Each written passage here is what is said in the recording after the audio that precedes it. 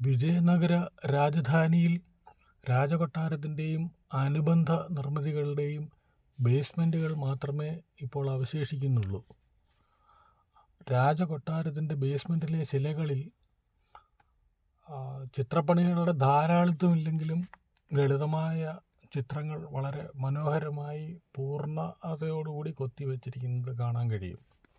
അതിൽ ആന, കുതിര, നൃത്തരൂപങ്ങൾ, പിന്നെ അതുകൂടാതെ അലങ്കാര ഡിസൈനുകൾ, ബോർഡർ ഡിസൈൻ പോലെയുള്ള അലങ്കാര ഡിസൈനുകളും നല്ല ഇതിൽ കൊത്തിവെച്ചിട്ടുണ്ട്. പിന്നെ അതിൽ കൊട്ടാരത്തിലേക്കുള്ള പ്രവേശനദ്വാരത്തിൻ്റെ ഇരുവശങ്ങളിലുമായും ബ്ലാക്ക് സ്റ്റോണിൽ വളരെ അലങ്കാര സമേതമായ 2 ആനകളുടെ ശില്പങ്ങൾ, പ്രതിമകൾ, അത് അംഗഭംഗം വരുത്തിയ അവസ്ഥയിലാണെങ്കിലും ഇപ്പോഴും നമുക്ക് കാണാൻ കഴിയുന്നതാണ്.